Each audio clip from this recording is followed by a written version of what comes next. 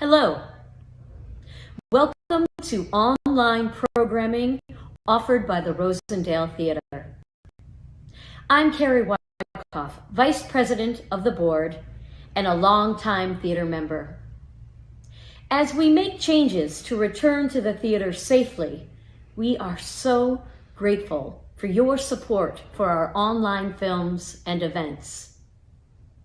Science on Screen is a series that partners a film with a science and technology-based discussion. This year's Science on Screen programs look at innovation through technology and how it is applied in society, including how human perspectives and assumptions might affect the process. Science on Screen is an initiative of the Coolidge Corner Theater with major funding from the Sloan Foundation. Bard College has provided support for students to watch Coded Bias through the Rosendale Theater website in January. Thank you so much for joining us for Science on Screen from the Rosendale Theater.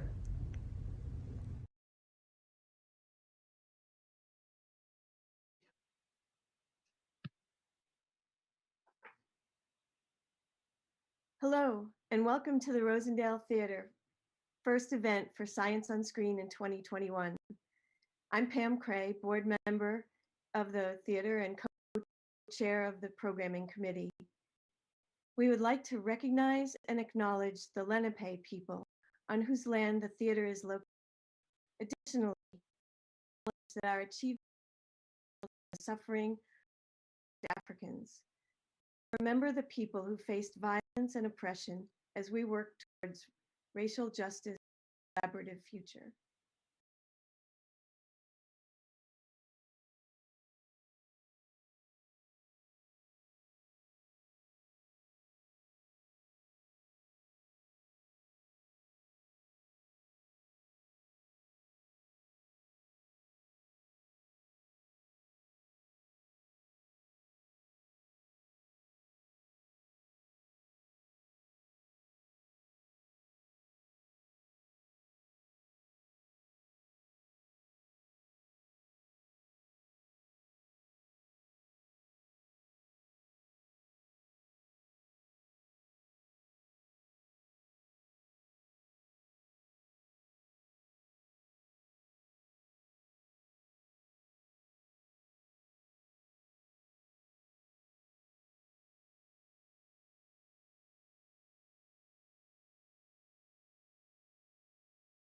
O'Hara, Associate Professor of Computer Science and Director of the Computer Science Program at Bard College.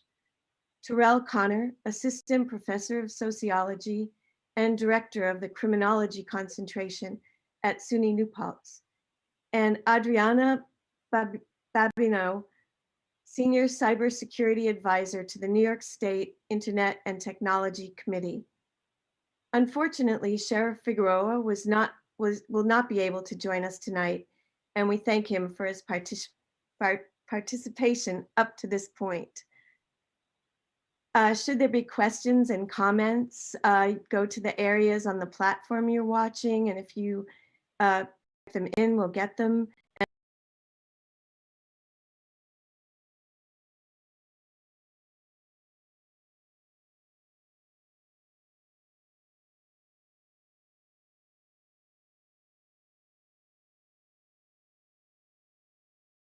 OS committee.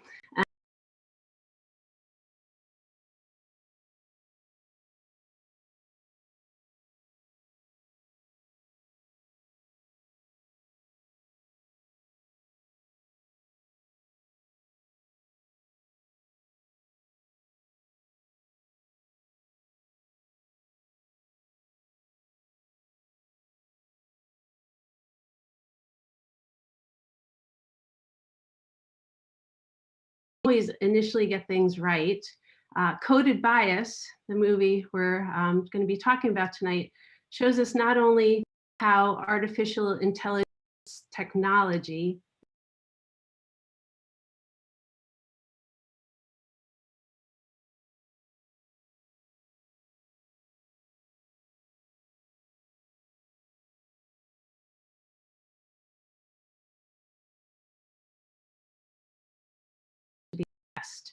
And of course, typically problem solving requires a diverse set of people to get together, find a common language and a path forward. And I think our panel tonight represents that diverse kind of group that can help to solve problems.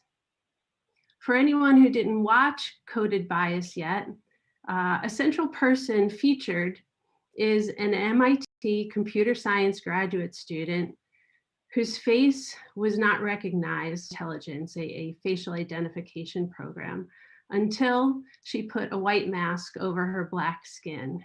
And that is certainly a serious problem with the technology. The film also addresses concerns of how law enforcement is using artificial intelligence and facial recognition. As Pam mentioned, Sheriff Figueroa is not able to join us tonight, and I was really looking forward to hearing the perspective of law enforcement, something that is often left out of these types of discussions. And also, by having the sheriff join us, it would give me an opportunity to talk about the importance of registering and going out and voting. Not everybody knows the sheriff's position is an elected position.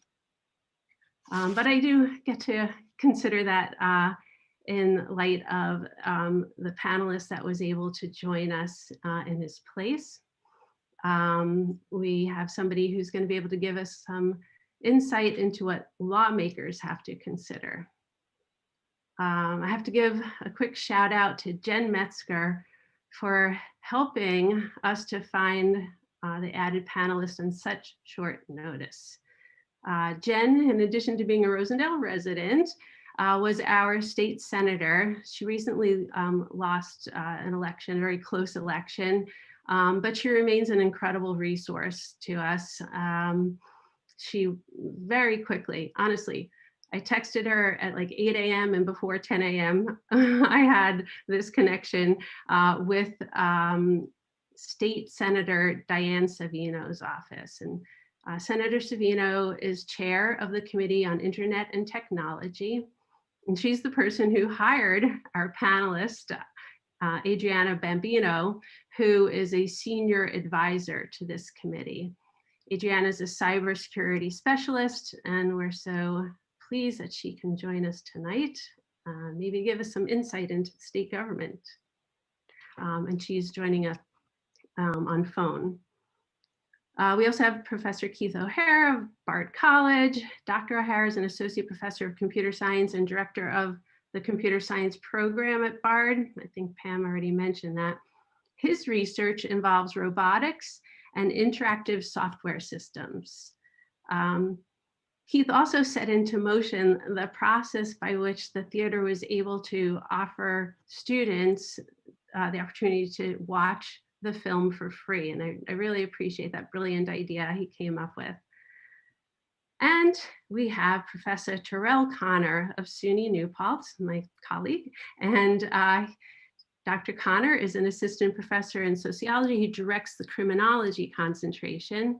His research focuses on racial outcomes within criminal justice innovations. And we're so thrilled that you're here to share your criminal justice expertise.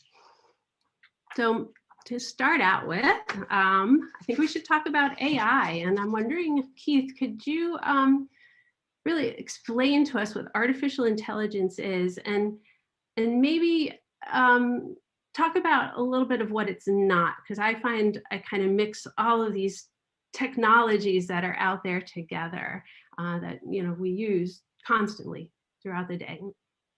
Sure. Yeah, so artificial intelligence is a subfield of computer science, which studies computers and algorithms. And so artificial intelligence has been around since 1956, like the film mentioned, the AI workshop at Dartmouth. And historically, it's been about mimicking human intelligent behavior using computers. And so traditionally, that's been things like chess and Go and board games, tic-tac-toe and things. And most recently, it's self-driving cars, for example. But I'd say in the last 3 or 4 years, at least in the popular media, like the New York Times, when they refer to artificial intelligence, they're talking about a specific subfield of AI called machine learning. And that's what this movie was mostly dealing with. And machine learning works with making computer programs that improve themselves based on training, meaning that you feed them data of some kind of input-output relationship that you desire, and then it kind of turns different knobs to try to optimize that as best it can. And so that really is, if you've taken any statistics class and you've learned linear regression, that's pretty much what machine learning is in a nutshell. It's just there's been a kind of a renaissance in the past 10 years in machine learning, specifically due to this field of neural networks and deep neural networks, with the availability of big social media companies and also algorithmic advances and so on. And so that's what AI is. So, and it's got some kind of mystical, magical aspect to it, because like computers, going back to Eliza, one of the first AI chatbots, it does things that surprise us, but that's more of a, it's more about us than it is about the computers. So there's nothing, you know, it's a computer program like any other computer program, Excel, Zoom, and so on. There's an awful lot of hype about it. The term algorithm keeps coming up. Could you help us to like understand the significance of that in AI? Like an algorithm, is that like, if you look at code, is that an algorithm? Yeah, sure. So an algorithm is just a finite state of steps to describe some kind of process. So my favorite example, and that was used in the movie, I think one of the folks in the movie talked about a recipe. So the way that I like to explain to kind of an introductory computer science class of what an algorithm is if you go to the Joy of Cooking and it outlines the ingredients and the steps, it has all the elements of algorithms. So you do one thing conditionally on, you know, so the example I give is pizza dough. You keep adding flour until the pizza dough comes off the bowl. That has ideas of loops and conditionals that you would see in algorithms and computer programs.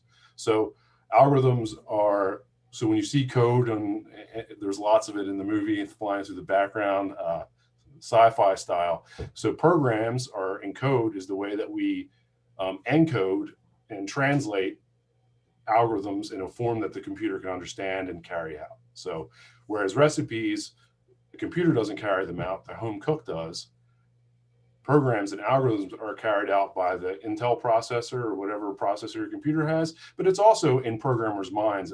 As they're writing code, they're also kind of tracing them and predicting in their heads. So all you know, the algorithms that make up AI are written in the same kind of programming languages, for example, that websites and Zoom and all these are. So there's nothing really magical about it. The big difference between, say, what machine learning is and kind of traditional programming is, in traditional programming, you write the recipe out and then the computer carries it out. And machine learning, it would be more similar to, you have a bunch of the ingredients, the computer tries some random things with the ingredients and you say, yeah, that was good, or no, that wasn't good. And then the computer adjusts the knobs and tries the recipe over and over again. And it does that hundreds and millions and thousands of times. And eventually you get a good recipe, but it wasn't constructed with lots of knowledge. It's just, you keep turning knobs until you get a good recipe. So if you have someone in the kitchen that doesn't add lots of salt, you won't get salt in the recipe, right? So it's the testing, it's this kind of feedback loop that is what drives the program. And so forever, people have been trying to write computer programs where you don't need decoders, you don't need the code, because it's horrible and labor intensive and expensive and so on. And so machine learning is also kind of the hope, this holy grail of computing, that we don't have to program them. We can just tell them what we want and they kind of figure it out on their own. But as we see, that can be problematic. Yeah, so in the film, there's this kind of an emotional scene where facial recognition technology adds the wrong amount of salt or something, I guess would be a way to think about it. So yeah, it's like pretty emotionally charged, where we see this innocent Black 14-year-old boy who's incorrectly identified as a criminal through this facial recognition technology. And I'm wondering if Terrell, I was looking at courses that you taught, but I can find that on the internet, and you taught a course called Controversies in Criminal Justice. And So controversies, plural. There's not just one thing that we have to worry about in criminal justice. In that course, did you cover anything about facial recognition, or are there other controversies that we should be thinking about with regard to AI? And like, is there anything from your teaching or your research that can help us to appreciate what we need to worry about, what needs to improve? Oh yeah, for sure, 100%. I think no, we didn't talk about this topic specifically in that course, but it is something that I think will be added when I teach it again in the fall, because I think it's necessary, especially after watching this documentary for a lot of reasons. I think that when we think about just technology and the potential that it has, that it's had over these past few years, I think generally it can be positive, but when we talk about the applications that we've seen that was illustrated within the documentary, just especially with use for increased surveillance, increased branch or arm of policing, criminal justice system, if things are not done with care, with recognition of bias before implemented, I think we see what we see a lot in the film. And kind of, I know Keith just gave his explanation. It was similar to what was in the film. And, you know, I'm no computer scientist. I don't know much about algorithms for what I see in pop culture. I think of shows like Humans and Western World and stuff like that, you know, really far out advanced, but they talk about things like codes and algorithms. But that idea of using like past data to kind of predict future, I guess, applicability or whatever for these machines and computers. And I think that's where the problem comes about. I think with the kind of human error and human bias in some ways when you're implementing in that sense, and there's a lot of racism, sexism, etc., that is being input from traditional or past behaviors, and then the output is going to mimic that, what we've seen. And so, you know, the film was a great example, visual example, as far as what many folks have already discussed within the criminal justice realm without even AI being present, and now seeing the world moving in that direction and its potential uses, and still seeing those same kind of racist and sexist outputs are, you know, alarming, just to say the least. Indeed. Are there other like specific aspects of controversies that might kind of indirectly feed into this that we might not be aware of, not having, you know, your criminology background? Yeah, one I'm thinking of, even like, you know, within the past 8-9 years, we've seen a lot of conversations nationally, politically, politicians, et cetera, about reforming the criminal justice system. In some ways, one particular way I know, right in the beginning when they were on the presidential campaign, both Senator Cory Booker and Kamala Harris at the time were proposing what eventually was passed, the First Step Act. And, you know, this was an act to get folks out of the federal prison system early, folks with nonviolent offenses, et cetera, to kind of reduce the population. And now the original proposal of that act, Kamala Harris and Senator Cory Booker as well, they both had, they wrote a letter in opposition saying there are extreme grievances and issues with it. One of those being that the system they were going to use to decide of folks who get out early was this kind of algorithm of a risk assessment, which is already biased. And so they put that in the letter saying that they had 5 or 6 reasons, but that was like the first reason they said, saying, hey, if we're going to rely on the system to decide who gets out, then clearly we're going to probably see some racial bias in that. Sad truth is, even though they recognize the issue, compromising within politics, that issue was never addressed in the final version. Other things were, and they agreed on that notion, but that kind of algorithmic risk assessment bias stayed in play even if after they passed the act, right? So there's a controversy there now that it's implemented, even though they knew it was going to be the case before they implemented, they still say, you know, it's not that serious of a deal, and put it in place. So it's this idea of, I guess, being familiar with what goes on, but not taking it seriously enough to not really implement it until we can ensure equity, right? The application of equity with these kind of tools that we're using. Yeah, thank you. That's super interesting.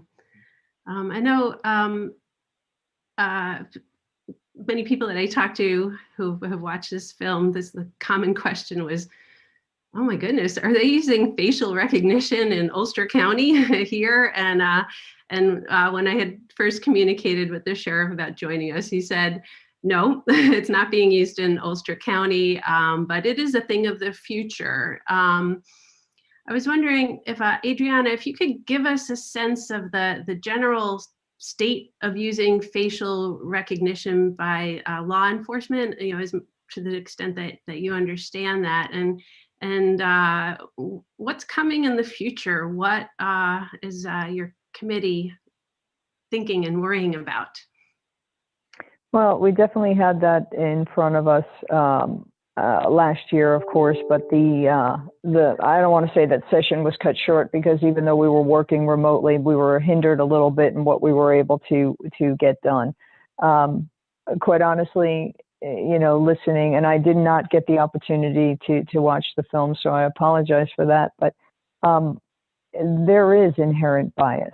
I've had people come into Senator Savino's office wanting to talk to us about their AI application where they completely remove bias, and it's just, quite honestly, impossible. It's an improbability, at least until we can remove that human factor of who is creating the algorithm, right? To do this fairly, and equity is always an important thing, you need to collect massive amounts of data sets, and it's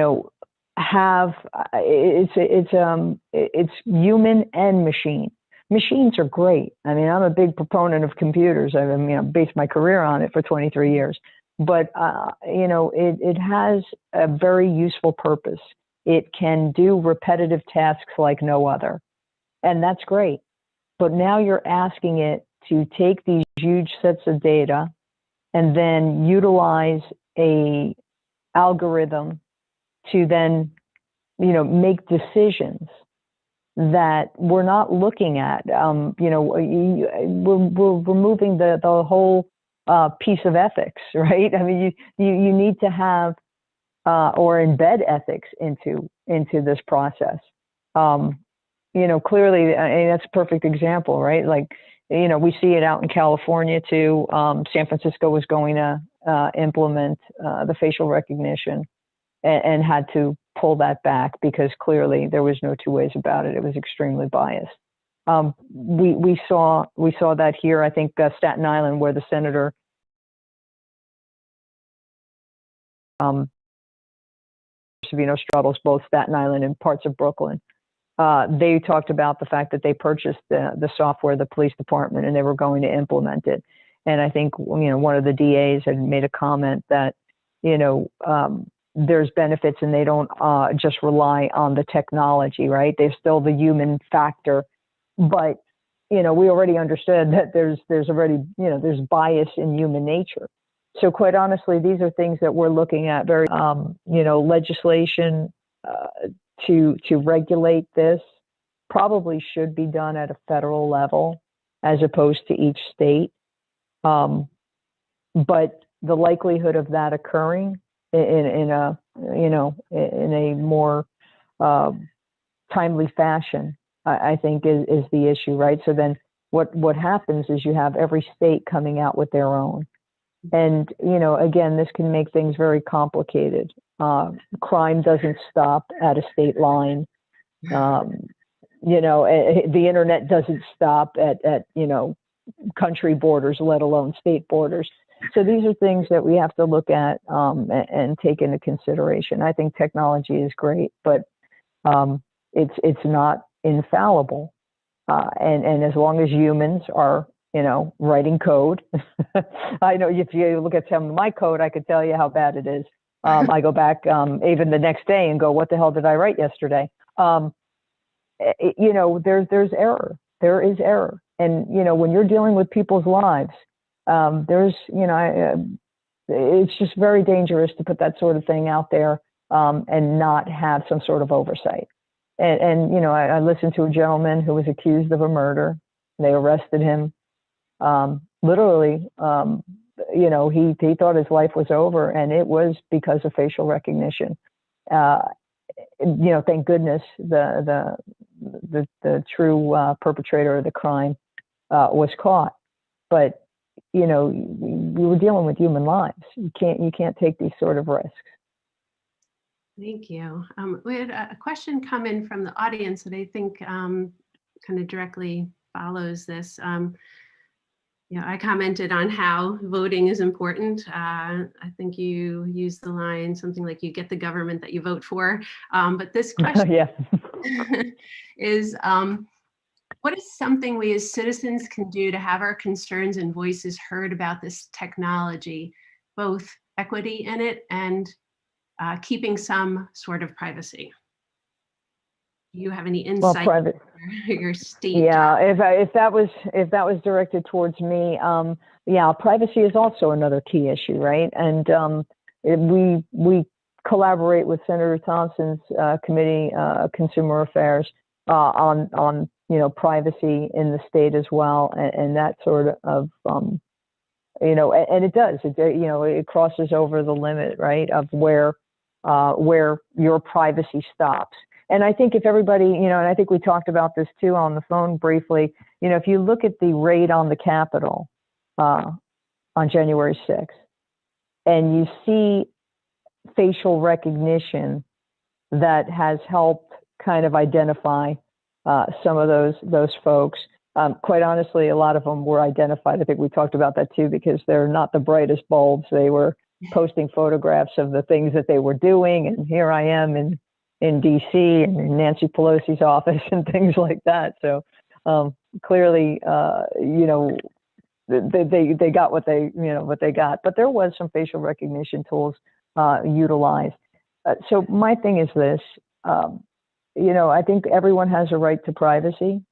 I believe that wholeheartedly until you commit a crime in the public space. And now if you're outside doing something really stupid and you get caught, you know, that's a whole other ball game, right? But I just, you know, I always want to err on the side of privacy as opposed to the technology, let's say, because again, it's not 100%. And you know, until we get to that sort of percentage where you can, you know, without a doubt, and I don't know when that will be, it's a very hard call. It's a very hard call. And so we've got to be extremely, extremely cautious with how we move forward. So would you recommend that citizens write to their representatives? Would that help push things forward? It does, actually. It really does. And of course, you know, it's a little odd right now in times of COVID where you can't, you know, come up to the legislative office building and you know, speak with the senators, especially speak with the committee members. We were holding hearings on a lot of the various topics, privacy, of course, being one of the big ones. AI, we were going to do, and then we're kind of cut short and not allowed to meet in person. But, you know, it's very important. Constituents need to speak with their electeds and let them know how they feel about this and why and where it's of concern. You know, the elected officials are there to, you know, work for the people who put them in office, and they should do their job. Yeah, thanks.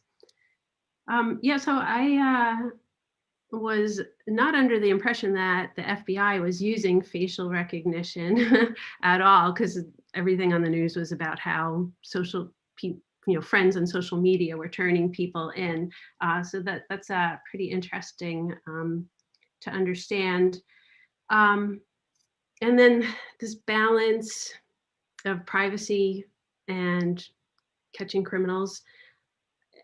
From a programming point of view, Keith, like, how do we address this? And like how, like this idea that in the movie they say machine learning is a black box, and I'm sure Adriana, you could answer this too if you write code and all. Like, if somebody's writing the code, how does it become a black box, a secret thing that a machine is doing? Sure. Yeah, before I get there, I just want to say one thing about the previous question you posed about how to hold people accountable. And I think as much as we want to hold the government accountable, we should also hold these social media companies accountable and be more consumed are more educated consumers about what their market, what they're actually doing in the marketplace and where they're making their money. I mean, one thing to point out that's so scary about this face recognition stuff, and it's true of all algorithms in CS, is there's this kind of air of, I think Kathy O'Neill said, mathematics is a shield for corrupt practices. So it has this allure that it's objective and it can't make mistakes. As soon as the insurrection happened, the New York Post reported that some facial recognition companies had recognized people from Antifa in the crowd, which was later false. And the face recognition company said they didn't say that, but they said face recognition, they said AI, and everyone was, oh yeah, of course. Google's great, Apple's great, tech solves everybody's problems. And so there's this allure about it that I think we just need to, hold the Facebooks, the Googles, the Apples, Amazon accountable to these things, because the dollar is going to speak more in some sense than, the legislation. I think is very important, but it might take a little bit longer for them to feel that. So your question about the black box, I mean, one of the things that Adriana said earlier that is so true is even the software that we think we understand, we don't actually understand. And this is experts. Every day there's vulnerabilities in software because there's bugs and errors that the person who wrote it and tested it didn't recognize that it's there. And this is at every level of the hardware. And it doesn't matter if you have a PhD in security from MIT, you'll be surprised. So this is where, hackers find these bugs and these vulnerabilities and exploit them. So even the software that we know the most is in some sense a black box that's a little bit impenetrable. No human can kind of understand, the programming, the operating system, the chip, and even chips are a little bit of an illusion the way they work. I mean, the way you write programs is by ignoring details and making progress. So you never have like the full picture of what the computer is doing because it's doing, trillions of operations a second or whatever. So that's true about all software. So all software is a mess. And this idea that there's people that know how to do it, distrust them. There's errors everywhere. But then on top of that, machine learning, why they say machine learning is so much of a black box, is unlike the recipe that you carefully write and think you at least have an understanding of how it works and you understand why you did certain things. The idea of why a neural network makes certain decisions on certain faces isn't recognizable in the code. So like the analogy I made earlier about like turning a bunch of knobs and then saying, hey, did that end up in a good outcome? You don't know why turning this knob had this effect. I mean, in the sense that you can calculate the numbers, but you don't have like the design guidelines. Oh, I knew why I wrote that loop in that algorithm, and you're writing the code yourself. So the program's kind of searching through what machine learning does and AI does is it searches through the space of programs and finds the program that would match the input output that you're after. And it doesn't really give you an idea of why it's doing it. And so there's a movement within AI of kind of accountable and auditable and understandable, explainable AI. And there are other kind of machine learning algorithms that have more sensible output. There's a famous one called decision trees that works pretty well, where you can look at the algorithm that the machine learning algorithm generates and say, oh, I see. It's looking at skin tone as its first feature or something. That's not what the modern neural networks are doing. They're treating each pixel in the image as a separate input, and then it just does a bunch of mathematical calculations and then turns the knobs. And so they're very much more of a black box than traditional algorithms where programmers can look at them and audit them. But researchers are trying to work on this. And so hopefully it'll happen. But I think the thing you should always keep in your mind is that no matter what it is, programs in some sense are a black box, and they can have errors and they can have bugs and they can be exploited in some ways that are kind of interesting. So some of the kind of fun things people have been doing in neural networks for face recognition, say, is how could you wear a mask that would throw the algorithm off? So you can modify just a few pixels. And they did this in the movie with the Hong Kong with the lasers. But there's even certain kinds of makeup you could put on your face that would really easily trick these machine learning algorithms because they can be kind of brittle. So there could be, some subversion tactics that we could have if, if people are, interested in doing that kind of thing. One of the questions came in is, would facial recognition ever work given these errors? And is there really ever going to be enough information to make it work appropriately? Big question. I don't know, Keith or Ariana, if you, Adriana, I knew I was going to make that mistake. Have thoughts? I could tell you, I don't think I'll be around when it's done. But the black box idea. I always go back to Facebook shutting down their AI program, or one of them, I should say, when the chatbots that they created created their own language to speak with each other, and the Facebook programmers didn't understand what the chatbots were talking about. It's those kind of things, right? It's those kind of things that seem like, Orwellian, if you will, or, something from another planet. But this is the kind of decision-making process that AI and machine learning, right? It takes, the data sets, just as we talked about, thinking of it as a recipe. Here's a bunch of ingredients, here's a bunch of data, and then make your decision. I mean, I'm not comfortable with that. Certainly not the way things are today. I think you need a lot of oversight. You need human intervention. There's quite a few things we can do to improve it. But, will it ever be at a point where I would comfortably say, but put it this way, we use machine learning when we're trying to cull through a lot of data and try to pick things out, but we're not asking it to make any decisions on that. We're asking it to sort of, funnel through information for us, and then we'll determine whether or not, it's of a priority or where that priority sits. I still like human beings overlooking information, even if you use artificial intelligence, machine learning, to narrow down millions of pieces of data that it collected into maybe the top 1,000, and then have human beings look at that 1,000. That's how, I would be more comfortable moving forward with these technologies. Thank you. I think I'd like to turn back to the movie for a moment.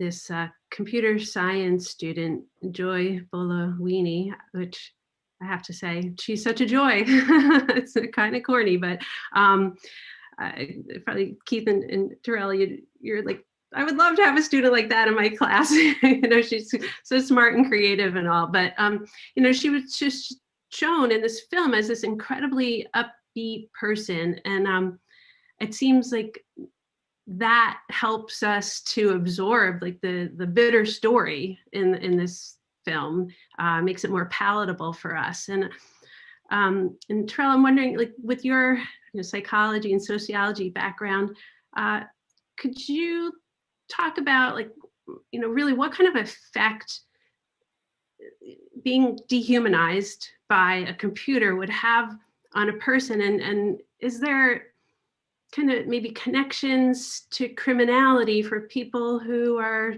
regularly dehumanized on some level? Yeah, I kind of thought about this when Adriana was speaking too, and talking the question about privacy and the potential uses of things like facial recognition software and cameras.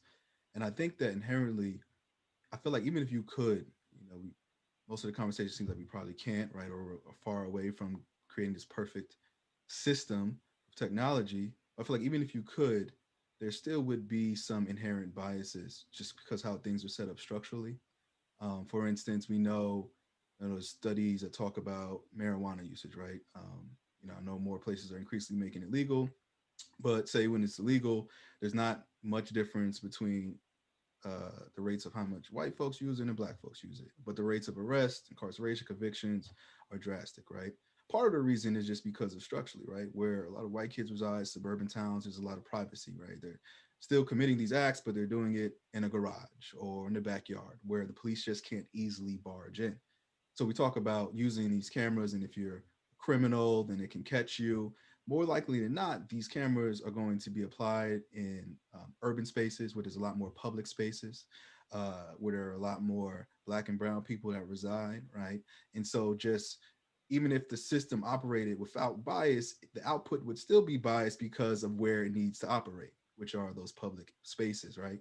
And so I think that's something to think about as well, even if trying to use it to catch the criminals, is that it still would have that error. And then personally, right, talking about, I've had my own personal experience. My wife and I think we were coming in from a vacation from a Caribbean island somewhere, and we were at an airport in Miami, at the Miami airport, and I think we were using like some kind of facial recognition software with the passports to kind of like speed through the line. I don't know if it was like global entry or something like that. And we kept putting our passport in, then it had to scan your face, and it kept coming up error, it kept coming up. We did it probably like 10 times each. Then we started to notice that there were folks who were behind us who were just using it seamlessly. Then we started to notice that all those folks that were doing easily had white faces, right? And then of course we had to get somebody over and say, hey, this is not working for us. And they did something else to get us through. But that was one of my first instances. At first I didn't catch it. And then I realized like, oh, this is a real thing, right? We kind of laughed about it, but then understood the seriousness of it as well, as far as how inaccurate these things are. Something as simple as just reading my face to get back into the country, right? Or to pass those kind of checkpoints, it could have been way worse if I maybe didn't have the right identification, or if you're mistaking me for somebody else, or whatever it is. And so I do feel that I don't think it will have an impact on criminality, but I do think it will have an impact on just having more eyes and getting more people. Similar to if I'm a professor and I have, I'm one professor and I'm proctoring an exam for 100 students, I'm going to catch only so many people cheating. But if I bring in 20 other professors, well, we're going to catch, the rate of catching people doing wrong is going to increase. Not that the actual number of people increasing is happening, but just more eyes. And so I worry that if we put more of these eyes in certain spaces, it will drive up crime rates, which is not the case. It's just catching more people, and then it kind of gives that assumption that more crime is happening, is dangerous, and then you have this whole snowball spiral effect from there. So I think there's a lot of other things outside of just the bias within the machines, but then the bias of how it would play in actuality if it were implemented. Yeah, that's a really good point. I being a woman in science of my age, I've had these unpleasant experiences of biased ideas towards me, and that kind of struck me when I was thinking about, again, this scene where there's this 14-year-old kid is not pulled over, but pulled to the side by the police, and it just seems like that could be really demoralizing, and how these, with the systemic racism and all this, is still going to continue. How do we talk about like the psychology behind the resilience of people who can still continue despite biased treatment? Yeah, I think that's just been innate, I guess, within folks who have been oppressed historically, right? The will to continue to push on, even when things and odds are stacked against you. Now, I think it does. I think sometimes we overlook the potential personal, individual traumatic effects that has, right? I think of when I have young students of color who don't want anything to do, like, right, so we're talking about reforming police, right? And some of the ways of doing is try to increase diversity, right? People of color, et cetera. But when you have this system consistently oppress these folks in various ways, then why would I want to join said oppressive structure, right? And I think that when we talk about the psychology behind it, even though I'm not a psychologist per se, I do think that it does take a toll. I think that it becomes frustrating. Case in point, I've had students who have had a run-in, right? Maybe with law enforcement on campus right before an exam, right? And now some folks it's easy to shrug off, but if it's racist sentiment behind it and I have to take an exam after I had this experience, now I may potentially not do well on this exam, which can affect my grade, which can affect my GPA, scholarships. It can be a lot of other things just from that one incident that I think gets overlooked, right? The individual impact and moving forward. And we college educators, we're sympathetic to a lot of things, but sometimes we're not as sympathetic to those kind of incidences as far as how it can influence other factors of someone's life. So I think that would just be my general take on that. You know, resilience is a part, but I think also sometimes things get overlooked where extra resources or attention would be needed to make sure that folks that this happened to, there's some kind of, I don't want to say retribution, but something that their resources given to consider what has occurred. Yeah, that's a really fantastic example. I'm trying to read these questions that are coming in and Can I say listen to you, one but I quick have thing? to listen. Sorry. Can I say one quick thing, Maureen, Oh, about please, that topic? please. I mean, I think specifically for Joy, I mean, I think one of the things she recognizes and talks about in the movie is that, you know, she's a student of computer science, of technology, and she knows how these things work. And they're not all that different than the tools that you use to read DNA or thumbprints or any of this technology, right? I mean, it's not magic. And so, and she knows it can be fixed. And no technology is perfect. DNA is not perfect, right? People have false positives on DNA. It's a matter of the risk that you're willing to, as a society, be acceptable with. But I think what's so scary about this tech stuff, and it's beyond face recognition, right? They can make marijuana smoking detectors in computer vision. It doesn't have to be, they can detect different behaviors. It's not just face, you know, that's Keith, that's Maureen, that's Terrell.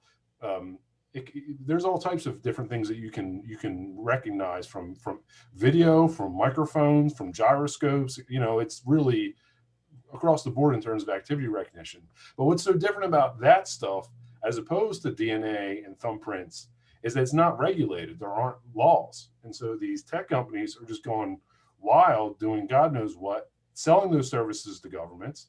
And so that, I mean, I think that's the scary end of it. But on the positive side, it's like tech, like any other tech. And we know we can begin to fix it if society treats it in the same kind of serious way that you would treat, you know, medicine, food. You know, we have the FDA, we have things like this, whereas the tech is completely unregulated. These companies can do whatever they'd like. Mhm. And I just want to follow up on that really quickly too, because I remember a scene from the film. It was in the UK. I like the comparative analysis, right? Looking at China, UK, US, and kind of social control and surveillance and capitalistic reasons, all different reasons why they're trying to push this forward. And I think in the UK, particularly where they're using for surveillance, and how the one guy covered his face, and then like 4 or 5 police officers like jumped out the van and had him kind of against the wall, and he was like, "It's not illegal to cover my face."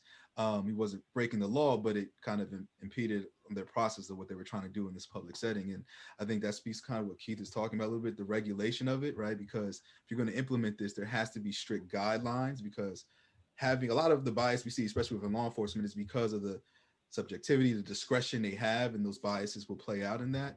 And so I think in an instance like that, that was just one clear example of somebody who just didn't want their face unwillingly being put into the system, still being reprimanded, still getting a ticket and sanction or whatever it was for that, because of, I think, that lack of clear structure. Seemed to be like a gray area over there for what they can do, even though it's not technically illegal. The police still has some powers that seem like to control, right, that setting. And so that, I just thought of that when Cleve was talking about, he was talking about. Yeah, that was so interesting. I thought, like, you know, what if you were late for a job interview? You'd cover your face so you could get past the police, but then you can't get past the police. There was a question here. Technology, especially today, is so significant and prioritized. As a society, we industrialize and continue to grow. However, why do we need facial recognition to find criminals? Do we have any thoughts on that? It goes on, won't that take people's jobs, incriminate innocents, etc.? Humans try to build and create more things easier. If we just step back, wouldn't that make things better? I think that, I think it's just, as humans progress, we've always developed tools to try to make our lives a lot easier. There are a lot of social consequences and ramifications for some of these tools. So the debate of people losing jobs is something we hear outside, even with like AI and Amazon and things, I've heard and read about as well. Yeah, the question is, right, is do we need everything to operate in this fashion, right? Do we need facial recognition software to catch quote unquote criminals? my personal judgment and feeling is because the criminal justice system is just not operating anywhere where we would like it to be yet. I feel like we should halt any efforts to advance this current system. Now, if we were able to go back to the drawing board and restructure a lot of things and fix it, then I think we can have further conversations about implementing technology into the system. So, you know, we've had policing for hundreds of years and it's operated. We've caught bad people or criminals doing things without the use of it. So it's possible, and it's not an urgent need. I don't think that much crime is happening in the US, although the media may make it seem that way, that we just really need this technology to help fix this emergency. It's just not the case. So I think taking a pause, kind of even going back to what Keith was saying earlier with social media and things like that, we get so excited about new websites and new offerings, and then we give them all our information, and then we hear about things, we're like, dang, they already got 10 years worth of data on me, and I wish I could have just paused and really see what it was about before I move forward. And I think it's a similar thing talking about with cameras and stuff and surveillance for the criminal justice system. Just pause for now until we correct some other things first.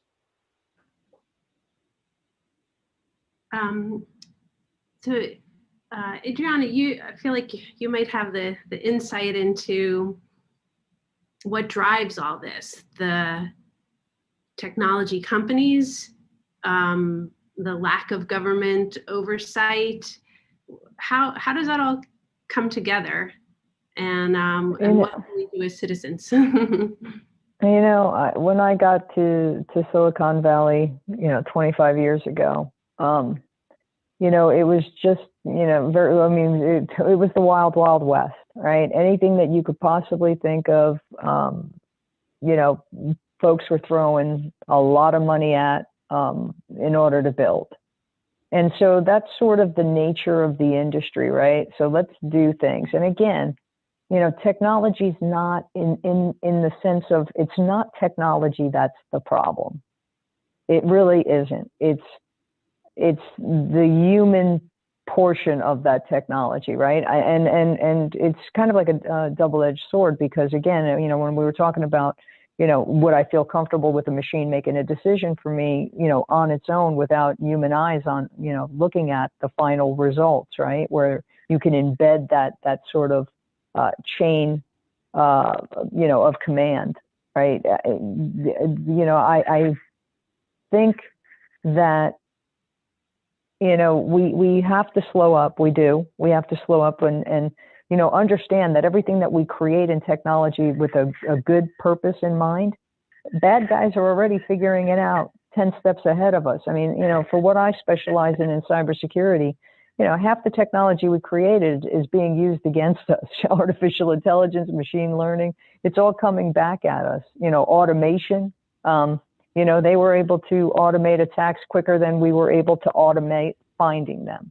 And so these are things that we develop and we create. And again, everything that's got a good side actually has the flip side. So I do believe that we need to think more clearly on what we are producing, what we're creating, what we're putting out there. You're never going to realize exactly all the flip side, all the bad stuff that can, that great technology can, can be turned against and weaponized against us.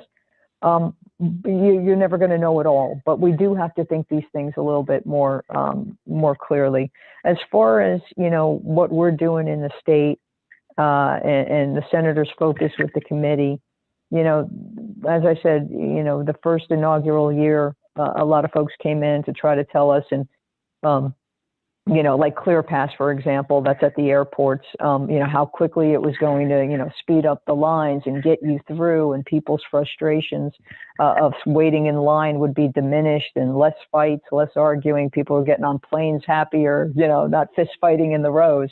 I think it's all great in theory, but, the question is it really necessary? Do we really need to speed through the lines that quickly? I mean, are we really that impatient? Do we really need AI to trap criminals? I mean, we have police officers, they've done their job, as was noted, hundreds of years. They do a fine job. Do we need to catch criminals that quickly? Because the quicker we catch, there's more likelihood of false arrest.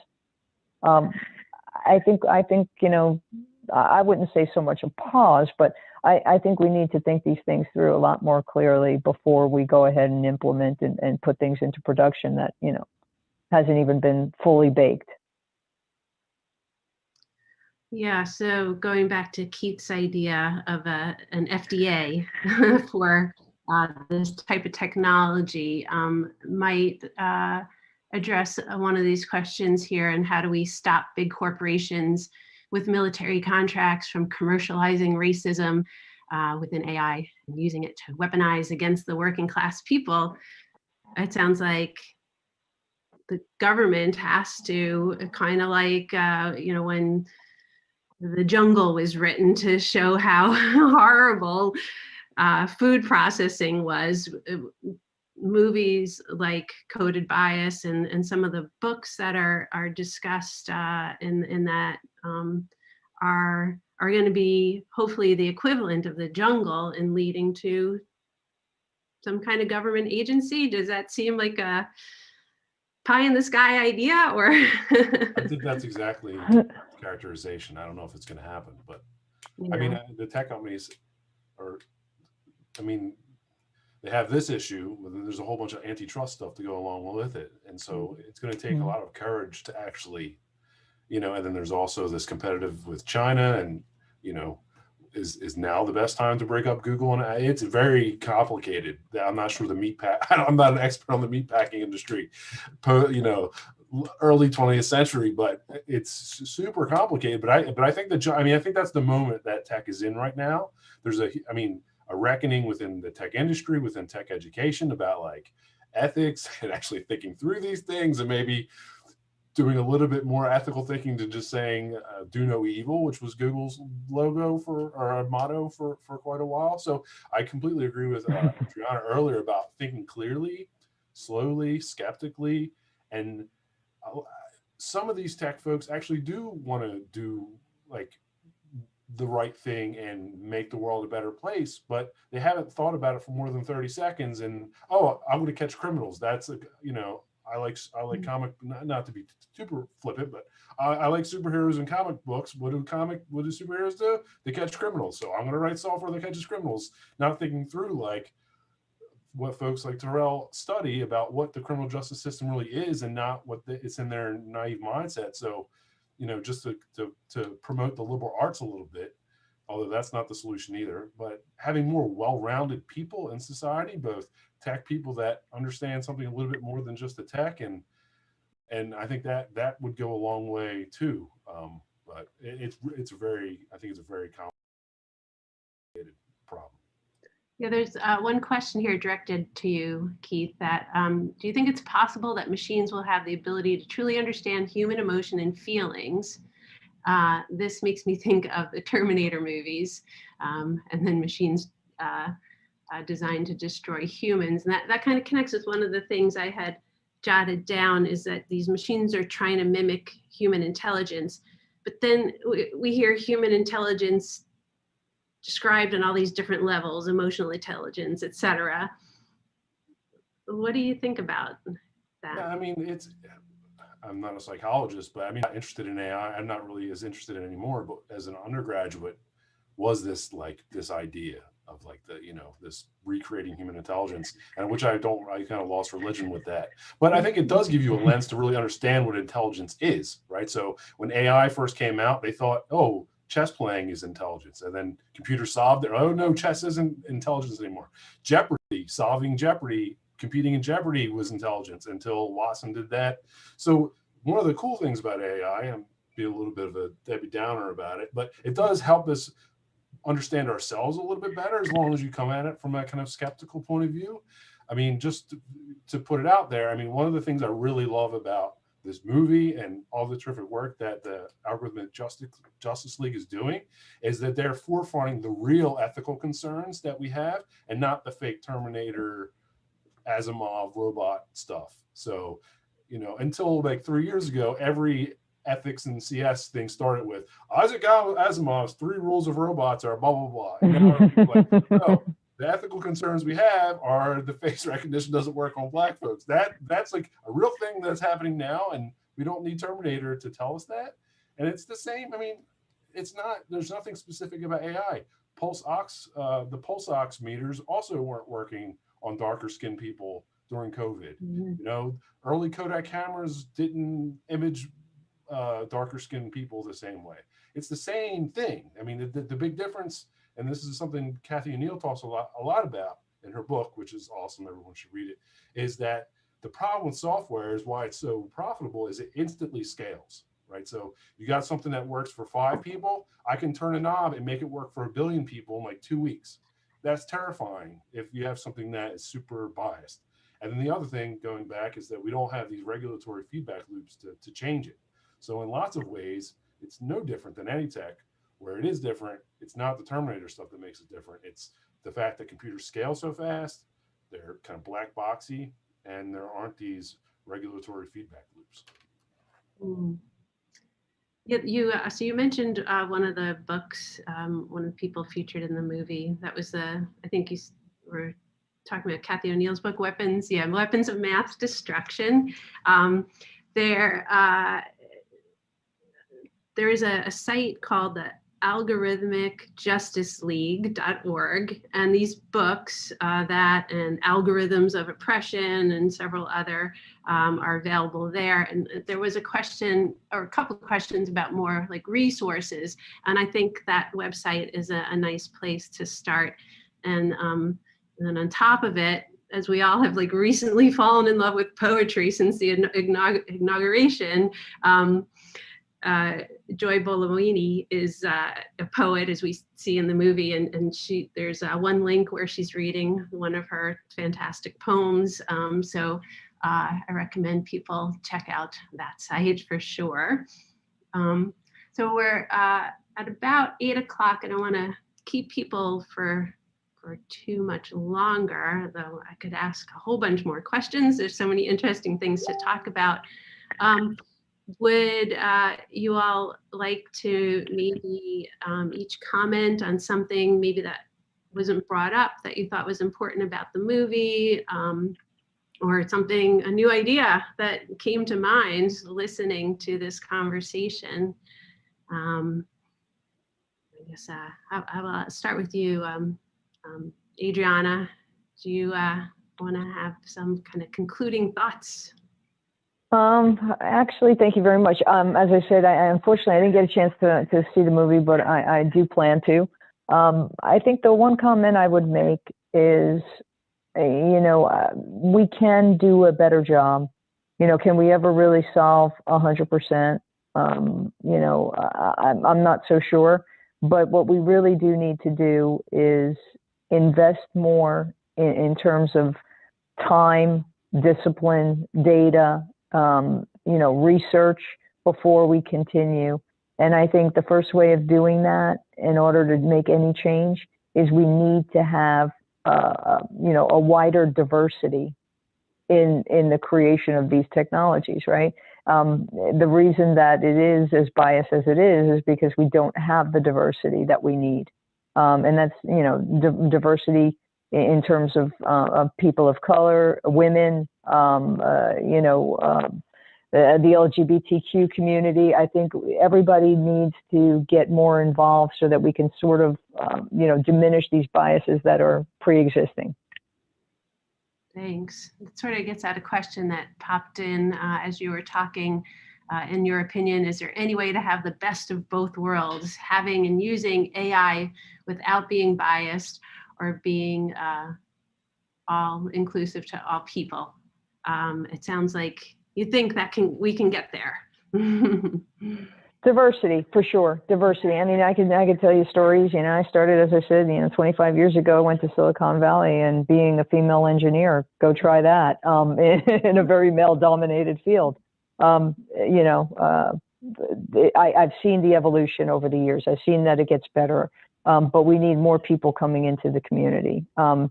That's the only way we're going to get rid of the biases. And I think, dialogue, right? We need to talk to each other. We need to understand. We need to take just slow up a bit. Let's slow up a little bit. We develop code. It does scale quickly. Before you know it, a company is a $1 billion company in 2 years, and they still haven't turned a profit. you know, these are the kind of things. We just move at such a quick pace in technology. We need to take a look around at what damage we're causing as we're moving along and everything's just moving forward.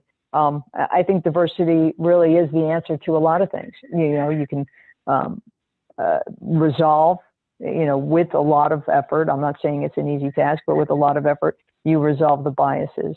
You get different perspectives. I think it's very important to have empathy in the way that we move forward, not only with individuals, but with technology.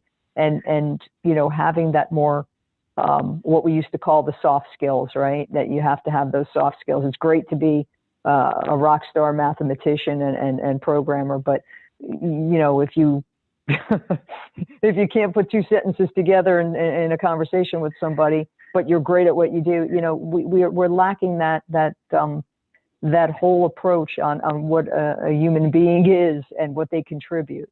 And so I think, you know, that's all a part of changing this moving forward. Thanks. Yeah, I hear some support for liberal arts education in there. And oh yeah, for sure, for sure. I believe we can solve everything with education, education and voting. Keith, did you want to follow up? I mean, I echo everything Adriana just said completely. Yeah, I mean, I think tech is it's a mess for lots of reasons, but the lack of diversity and the horrible gatekeeping and the culture, it's really kind of a mess. And it really, you know, it happens at all places. I mean, one of the things as a college educator that's kind of disheartening is we can do our best as college educators, but then the students go into that world in terms of their jobs, and is that the kind of life that they actually want to do from a 9 to 5? And or, you know, the students don't even make it by their college years because they've been weeded out in K to 12 from the math and tech classes because they have this idea of what a geeky coder looks like me, right? But that's not true. It's not true. I mean, there's lots of people that would have been geeky coders, but they got weeded out in the 6th grade, and maybe they weren't geeky, you know? I mean, so I think it really is an all hands on deck kind of thing, like K-12, college, tech industry, like it all needs to be reformed almost at the same time. It's very much a chicken and egg kind of thing. On the flip side, though education isn't going to completely get us out of this, as much as it hurts my heart the liberal arts aren't going to get out of here. You know, one of the leaders of the Charlottesville March has a master's from University of Chicago in the humanities. The leaders of some of these tech firms doing privacy invasion have PhDs in philosophy from Stanford, law degrees from Stanford.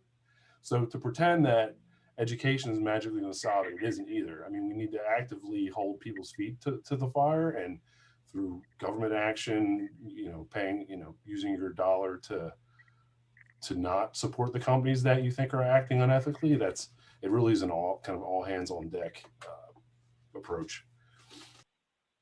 Thank you. Terrell, do you have some ideas to share with us here at the end? Yeah, a couple.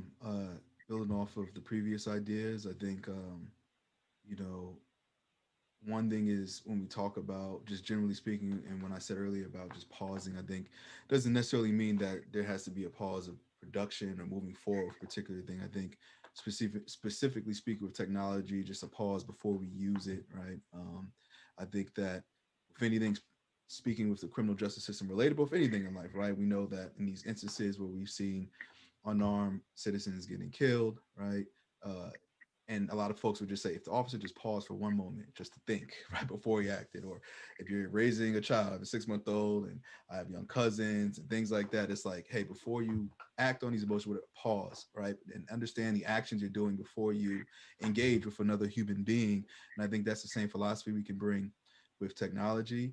I think kind of what Keith was saying, I think the gatekeepers is important because diversity is definitely important. Representation matters, but if these folks don't have the ability to make decisions, if they're working for someone else who has a different belief system of how things should operate and their ideas aren't being considered, then it's just useless, right? And I think, you know, with tech, I have friends who study economy, I have friends who are in business law, and this comment, I don't know the exact numbers, but like as far as investing for tech companies and stuff like that, the percentage that goes to Black folks is like vastly small, like something like less than 1% along those lines, right? So it's also just the ability to get funding and resources for people of color to build similar technologies that are going to innately keep these biases in mind as far as how it's going to affect them, their loved ones, their family. And so, you know, power kind of matters in that regard of not just saying, hey, we're bringing folks on that are Black, but also they have say so, right? And this company's in the direction of what we're doing with this technology. And then on a personal note, after watching this film and watching things like Social Dilemma on Netflix and stuff like that, you know, like I said, I have a 6-month-old, and so now I'm very careful, right, of just the information I'm putting about her on the internet, right, pictures and whatever else, data, because I'm like, you know, for me, I've been in this for a while, caught on to it late. A lot of my stuff is out there and it's fine, but just kind of thinking about and being more conscious of the next generation, and even myself, of kind of slowing down on just what I'm using, what I'm putting out there, what I'm subjecting my child to, as well. I think if we all take that pause and slow down a bit, I think we'll be able to see things more clearly and act in more an efficient, effective, and equitable manner. Great, thanks. And so now I know I'll wait till I run into you on campus to ask to see a picture of your Yeah. Well, I've learned so much tonight. I really appreciate your answering, you know, some of my dopey questions about AI and about, you know, the law system working hopefully in our support, and criminology. These are all fascinating topics. Thank you so much for participating. And I want to thank everybody too. Oh, I'm sorry. I popped in and now I'm here, and I don't want to take away from all of you. No, I think we've had final statements, and, you know, I don't want to exhaust people by keeping them on for too long. And I think I got to the questions. It was a little challenging to read these and listen at the same time. So I'm sorry if I missed something in those questions. We really appreciate all of you here tonight and the audience too. I do want to do some thank yous, and I'm just gonna want to mention the panel again. Adriana, Terrell, Keith, and Maureen. We do hope this conversation continues on. It's really important and it's really interesting and timely. I don't think there's really anybody who's not, you know, if people aren't paying attention to this, that I don't see how that's possible. And tonight, we're just so fortunate to have you all with us here. I do want to mention that we have more Science on Screen programming coming up on March 24th and April 28th. And they'll both be online. We also have an online artist program coming up in March to honor the memory and work of Carolee Schneemann and Barbara Hammer. And we will try on March 14th to do a kind of in-theater event that's not seated, but sort of a cross between a gallery and a theater, where people can walk through, and there are projections and some gallery exhibits in the lobby. And so there'll be more information about that. At the theater, we're just really anxious to get back in and think about how it would be to have a program where we could talk about this in person. But tonight it seemed very appropriate to be online and be here on all kinds of social media. We've gone out on Vimeo, YouTube, and Facebook Live tonight. And for people who weren't able to catch it live, the recorded videos will be on our YouTube channel for the Rosendale Theater after tonight. I'd also like to thank our behind the scenes technical director, Justin Pioni. And Justin is tireless and puts so much of this all together for us on the part that nobody sees, just like the way we don't really see what's going on with algorithms and technology in our lives, but people are there working on it. So Wendy Saul, who works with me with Science on Screen, and the entire science advisory group that she has put together last year and this year. Anne Citron, the theater director, and the programming, graphics, marketing committees for the theater, who work behind the scenes for all the events. Free at Last and the volunteers working tirelessly now to get the theater into amazing shape for us to reopen. And lastly, the Rosendale Theater Board and the community from which it comes in entirety, the community that so generously supports the theater and the arts in Rosendale. And I do want to thank everybody again for such a wonderful evening here, and the audience for sticking with, and the comments have been coming in like gangbusters. Not all questions, so I forwarded just the questions so we could get some discussion, but we'll try to get all the comments together for everybody too. Thank you. Thanks, Pam.